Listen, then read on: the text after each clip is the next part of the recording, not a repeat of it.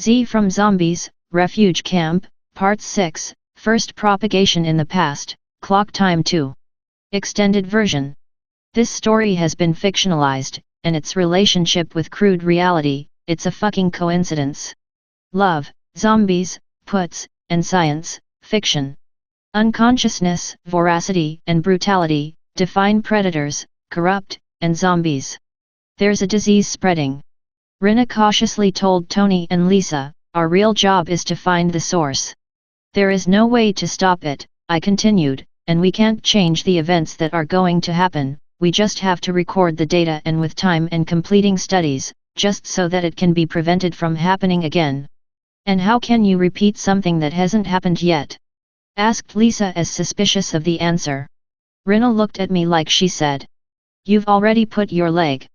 There's no more time, I interrupted firmly. Here we say goodbye, now go, look for the woman and her girls, and don't stop until Daisy Mount, there's no other place to survive.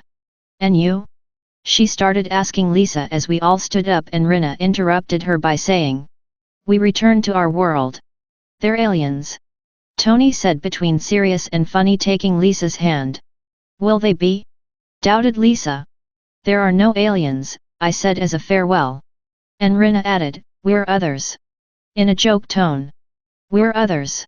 Tony and Lisa went away in a progressive rush. Rhynna and I saw them defuming among the semi-transparent plastic stores, and we retreated towards the exit, passing in front of the coordination offices. There were a couple of cars of the expenses stopped in front next to the coordinators and a TCHE by 70. A barrel with the scanner detected a quantity of fentanyl. It was his toxic business behind closed doors, but that was no longer relevant to our mission, and nothing we could do would fix the situation. I want to breathe even if I'm on the road, Rhynna said to me very seriously.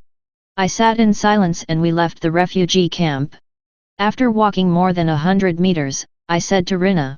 We leave this path, we can go outside and look for other points of observation. Rhynna agreed and pointed out a small group of trees, and when we got there, a bush drew his attention and said to me. Look, we're lucky. It's wild mint, let's harvest something and have a tea, we'll have a break. And I reached a bottle of water from my backpack as Rhynna was selecting some leaves, and I devoted myself to observing the road, where I identified a couple of young people, a middle-aged woman and 3 girls rushing to the edge of the road with direction to the village of the danger. The sun was coming down toward the horizon, and I estimated that they would arrive at their destination and approach their transport with the fall of the night. I checked the timepiece integrated into my false scar system. There were 39 hours left according to the historical record, and I commented on it to Rhynna.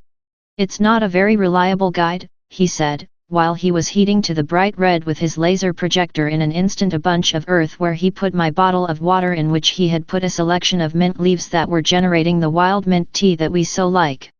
And he continued to tell me. We know that the historical record is very incomplete, and is disguised according to the interests of those who carried it out at its time end. And you remember the practices we did before the mission? On the first outbreaks, I mean. He concluded by asking me while checking the temperature of the tea bottle with a slight touch of the back of his hand. Of course, I agreed. The data on the first recorded outbreaks were vague and anecdotal, and the references of the public news and the decisions of the authorities were clearly contradictory, until it was too late. I took a break and went on. And the fragments of data from the remains of military servers' disks that could be retrieved from old bases were encrypted as secret operations files, emergency orders, and then nothing else was found. Then we don't know exactly where and when the zombie catastrophe started, so we're here, said Rhynna, raising the bottle of tea and tasting a little snack. At least, we already know that the main detonator is linked to the toxicity of those fentanyl mixtures and the contamination of genetically edited microorganisms. I wonder why leaders and authorities didn't realize the risk. Surely they concealed it for the sake of their own personal interests and minimized the gravity, until it was too late. There was already at least one case in the hospital according to the communications I intercepted. Rhynna said to me when I interrupted her. How good that we review this. When John Bai offered to take me in his vehicle to the refugee camp and named fentanyl, and he spoke of intoxicated, he said varios, that's in plural. As he said that, we heard in the distance the rising roar of a relatively powerful engine, and as we looked, we saw Johnbai's vehicle moving at great speed towards the village of the danger. Why is he so in a hurry? I asked, like thinking out loud. If you normally just walk, and Rhynna quickly gave me a double answer, he goes after something, or he walks away from something and with great urgency. And we already know what he may be running from. Being an agent of the secret police of the other country already has private information and is advancing to the situation. It will be better if we get closer to the village and as close as possible to your extraction point, for whether to activate the isotope. The isotope, a millimeter-sized substance, emits a radioactive signal encoded to be found at the time extraction point in our original present, and trans-time displacement systems automatically set the transport coordinates to leave the past where it should be, in the past.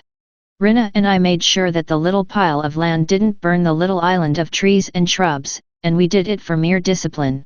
With the dawn, we walked in some hurry to the entrance of the village, where there were vehicles of the public security police with their blue and red lights blinking intensely. We passed alongside them as a couple of lovers under the cold gazes of some officers with hard faces. It is not that they are overflowing with sympathy, said Rhynna in my ear, and I replied. We'd be just like them if we had to deal with the people here, and the internal pressures of the authorities we're watching. We continued towards Matanzas Street, seeing from a distance a human figure walking in zombie mode. We kept a prudent distance and arrived at my precarious accommodation. That's the first zombie we see on the streets. The outbreak has already begun. Rhynna said. This place is a mess. You'd better have camped there among the trees. It ended in a condescending tone. What is a posilga? I asked him frankly. The place where they lock those animals that breed to eat. Do you remember that fat fried meat from the bar where we met? That's something I prefer not to remember, and I'm already eager to leave. A scream was heard not far away, and we went out without but changing an eye of warning. In the street a man walked with his backpack on his shoulder, and when he asked, he replied that he did not know and continued his way without more. Rhynna and I headed to the other end of the village, walking around the outskirts, and we saw passing transport vehicles that we identified as military trucks loaded with uniformed men and weapons of the time. There's the secret orders, I told Rhynna, and we'd better keep a distance because there might be shots. Before we finished saying the word shoot, we heard several detonations of different tones. Thinking of that, I suppose they were different weapons to those of the military, which were a standard of all the same. We crossed one end of the street where Rhynna was staying, and from the door of the house with red lights we saw several people running out and others behind walking zombie mode. 2 women bended a corner like 50 meters. They were going completely naked, running desperately. We must no longer intervene, Rhynna said to me as reflecting with some sorrow, and we moved toward the extraction point as we heard a very intense increase in the sound of transit and weapons detonations, many guns.